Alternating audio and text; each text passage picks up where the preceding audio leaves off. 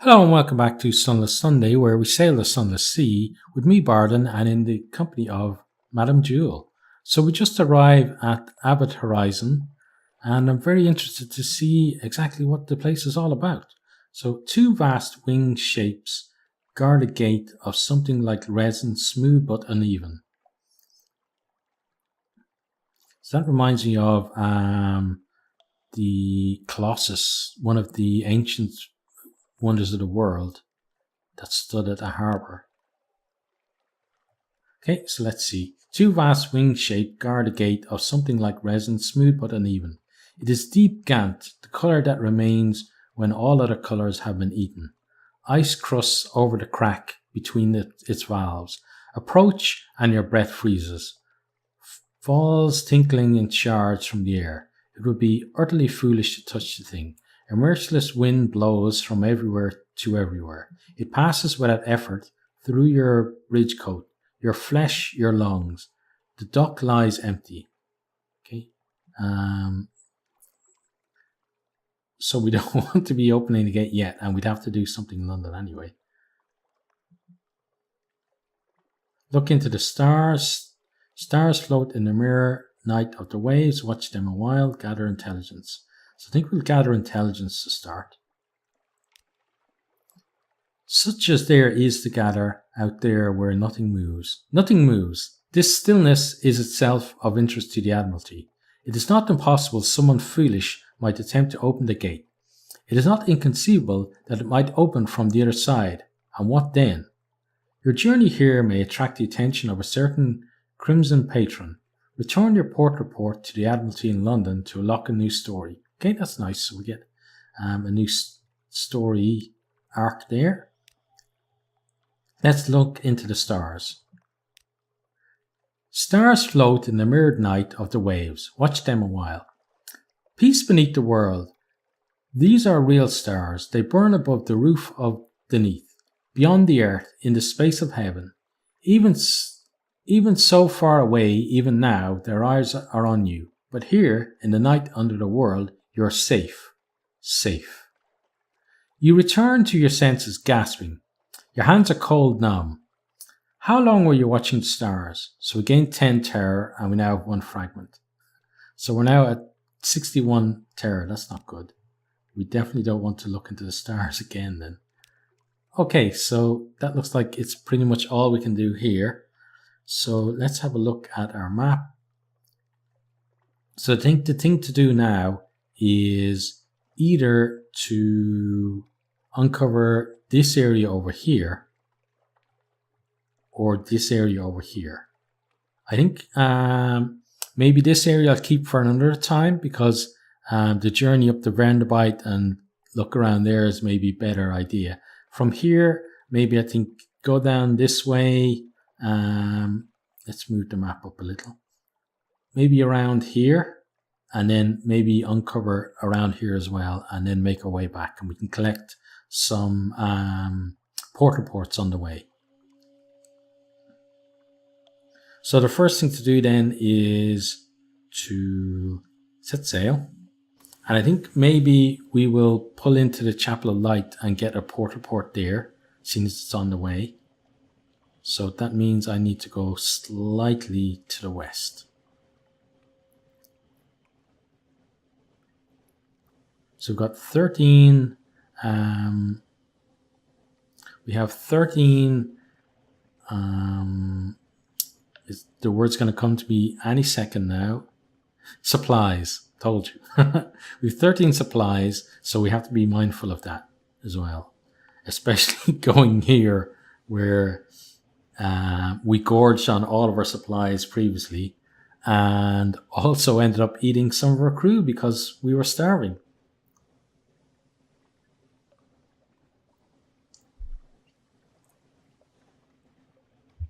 Okay, and again, I only now remember to activate my stopwatch, but at least it's on now. You're being watched, that's nice. I hope it means in the game and not here because I'm in my apartment alone at the moment, so being watched, although it's the middle of the day and it's nice and sunny, so that would be a little more menacing to me if it was nighttime here or the middle of the winter. Okay, Chapel of Lights. No, thank you. And that way, no, thank you as well. Gather intelligence. Okay, we got a port report. And I'm pretty sure, yeah, I don't want to be doing anything else there. Good luck to that place. You can keep all your weird stuff you do in your chapel to yourself. We don't want any more of it. We've seen enough. Okay, so we're going at pretty much the right angle for now. Let's send out our Z-Bat. And then again.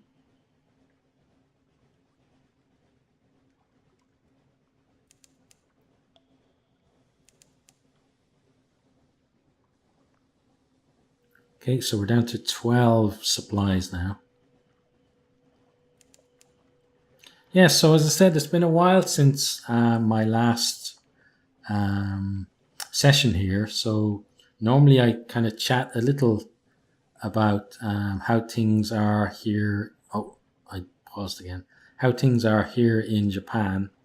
And I think last time it was Sakura season. So that's finished now. A few days ago, in at least my area, the last cherry blossoms dropped off the trees. The trees, not the threes. And yeah, so Sakura season is over. We're not too far away though from, not too far away from that pirate. We're not too far away though from Golden Week. It's in just under a week and a half, I think Golden Week starts. So that's a kind of a time here in Japan where a number of holidays fall in the same week. I think it's 3 holidays in 1 week. So in Japan, that's a lot because they don't get many days off work. So a lot of people take that time to go on trips, and the worst thing though about traveling during that time is that everybody travels. So it means that everywhere is expensive and everywhere is packed. And in Japan, there's already a lot of people, but when things get busy, it's just absolutely crazy. So if you can avoid traveling in Golden Week in Japan, it's ideal to do that. But a lot of people, myself included, that's the kind of time you will travel simply because it's when you get time off work. So you can't travel on the days when you have to go to work. So that's why so many people do it during things like Golden Week.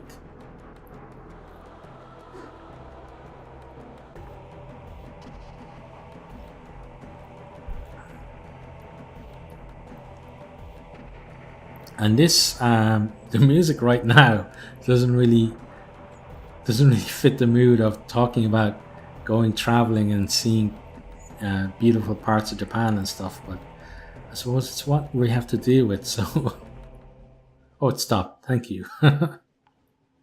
Maybe it heard me complaining. Normally, I don't complain about the music on this game. So, okay, so we've got the Iron Misery Funging Station. I think what we're going to do is I want to go a little ways to the east, not much, and I want to start sending. I should have been sending Z-Bats out when I was further north as well, because that. Oh, Bun Reef is some distance east. Yeah, so we're going to go to Bonnie, not Boney. We're going to go to Bonnie Reef, and we're going to try and avoid that pirate as well. Okay, Corvette Crew 16. Let's see which side of the rock they decide to go.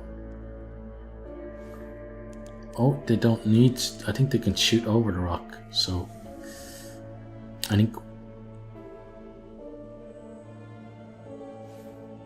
Yeah, we need to run. Okay, let's run.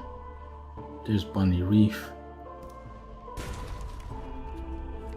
Okay, tears, your cheeks are wet for a moment, and that's it. And that's its sweat.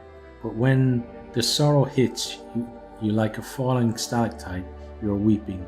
You double over, inconsolable. Control yourself, stifle your sobs. What is this? Okay, yeah, let's try and console ourselves. Or control ourselves. The ebb tide. You dig your nails into your palms, into the palms of your hands, pacing the ship. The sorrow retreats like mist to the borders of your thoughts.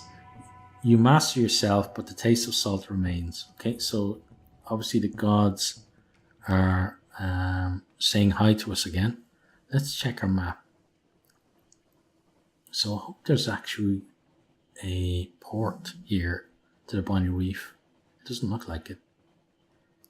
But it does look like we've maybe given that guy the slip. There's something underwater. Okay, we don't want any underwater stuff for now. So let's dip down here. So I think the Bonny Reef is just that. It's just a reef. There's no port there. But maybe if we go in this direction.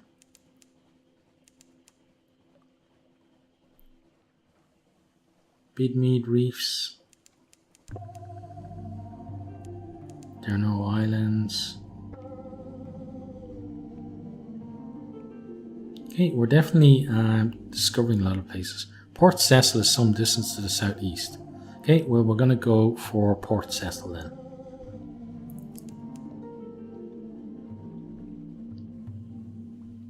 Okay, so it's definitely a long way. Errands. Oh, we should be slowing down as well. Don't burn too much of our fuel. Yeah, so Port Cecil seems like a nice place. Well, anywhere that we're not getting shot at the moment is probably a nice place. Oh my god. And look at that. Let's run. Go. Okay, didn't get us that time. It's gonna try again though. But we got into port. Okay, good. Port Cecil. Rumpled convulsions of coral fill the water, glimmering with silvery light. The harder you look, the more you see shapes amid the chaos, almost as if they were sculpted. This one could be a crenellated castle, that one a horse's head. I think this is where we're supposed to go for the Gnomic Gallivant, isn't it? Yeah, because I remember playing the bloody chess here, and that just popped in my head that's one of the things that was in his story. And also I noticed as well, it does say assist the Gnomic Gallivant. But let's get back to our description. A neat little port huddles into the side of a coral island. Prosaic, imperial docks and houses tucked away in the baroque organic chaos.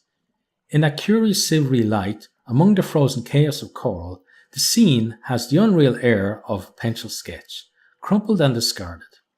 Assist the Gnomic Gallivant in his revolutionary scheme. There is a door carved in the crenellated castle. The Gallivant holds a gaily wrapped package in his arms. A long string trails out of it. This is it, madam. Steel yourself and get the door for me, please. Okay, so I think the first thing we're going to do is to gather some intelligence. The older inhabitants of Port Cecil carry coral incrustations like a disease, splotched with silver light. They like to go up into the limestone heights behind the harbour to lay their heads against the pillars and towers, stare at the roof of the neat, dream, open-eyed. Sometimes they speak of things far away, the Khanate work, the smuggler's wars, the Fathom King's secrets. Perhaps it's not all invented. Okay, so we've got our port report. So we could play chess, explore the coral knoll around Port Cecil. Gather scintillac. The best of the coral will fetch a high price in London, but walk the reefs of the principal and you risk disillusion and despair. Take your crew and go carefully. Okay, so I think the order of events is, first of all, to explore. Sea laps dark around the silvery coral.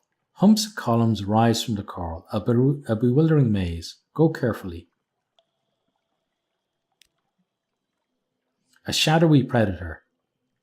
It's the little things, the click of a sliding stone where there should be silence, a motion in the shadows as if they were thick stirred like ink, a lull in the cries of the zebats. Something is watching you, drawing closer, hour by hour. You and your crew draw back to back, watching the darkness. Retreat to the ship. I think we shall retreat to the ship. Put clear black water between you and the thing in the shadows. A matter of luck, pretty good odds. An orderly retreat. You sense it in the murk, its course parallel to your own. But by the time it draws near, the lights of the port are already ahead. Your sailors clatter up the gangplank, whispering together in nervous undertones. You're fortunate. Okay, so we got one more terror. So we're now at 75. So we have to get back to London pretty sharpish. Now let's assist the Nomad Gallivant in his revolutionary scheme. Okay, the right person, place and time. Beyond the door is a long hall of chess tables. A dark man from the presbyterate sits alone in the centre of the room, playing against himself. The Gallivant pulls the package's strings. 1,000 years is more than enough, don't you think? He tosses it into the room before slamming the door. An explosion knocks it from its hinges, crashing between you both. You peek into the room. The man is dead as any of the pieces. The immortal man is dead. You now have one vital intelligence. Your information from the Cumian Canal quality has gone. Okay, your information. Okay, so that's just from connected to his story. That's fine. The Nomad Gallivant's request. The Nomad Gallivant dusts off his suit. So ends 1,000 years. I've one last appointment, madam, in King Eater's castle. Time is a cage, and I'm anxious to get there as swiftly as you'll allow. Agree to deliver him to King Eater's castle. You have already come this far. See it through to the end. Refuse, you won't suffer his presence a moment longer. Well, we've brought him this far, so we may as well keep going with him. The Nomad Gallivant embraces you like a comrade, absolutely delightful. You have helped my master pen a happier history for us all. I'll be sure to tell him of your assistance when we reach the castle. Okay, bound for King Eater's castle. So that's somewhere where we still have to find, though. Now, so then we've got chess, so let's try the chess. A disciplined success. Odd thoughts bubble up each time you touch a chess piece. This one longs for home. That one has a secret desire for revenge against the slayer of its rank mate. This will be a queen one day. Those would do better as metal. You taste the metal. You ignore these thoughts and move methodically to a victory over your opponent. He blinks. Checkmate, he asks helplessly. Win enough games and something else will occur. Okay, you now have 50 fragments. Okay, I think that's enough chess for now. We may come back and play more chess in the future, but right now I don't want to push our luck too much. Okay, so I think the best thing to do is to start heading back to London. So let's first of all wait for that thing to move away a little. There we go. And then let's get ourselves going. So I want to dip down to the south. Actually, I don't have to now because it's moved away. I was going to dip down to the south a little just to give us some distance. Then, oh, now it's coming. Now we have to run. Okay, well, let's run then. I think it's far enough away though that we can lose it around the island. Okay, no islands.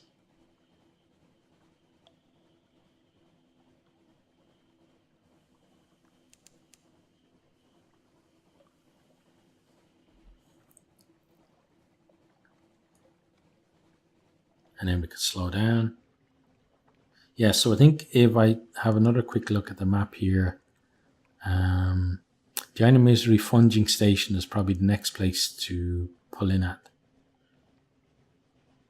Let's get a port report there, and then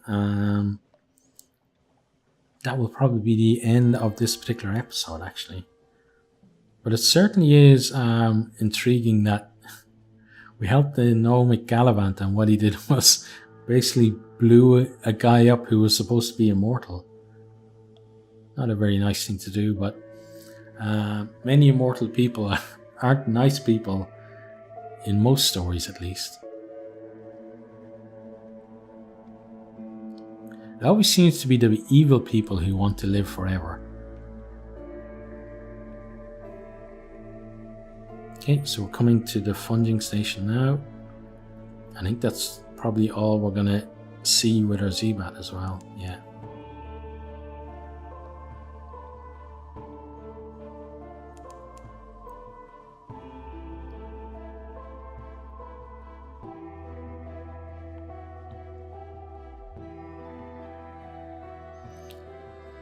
And it's nice that we're close to a buoy because it helps us to control our terror, because that's one of the things in terms of whether we're actually going to make it back to London or not. It obviously did for one of our captains, did him in, so we don't want it happening again.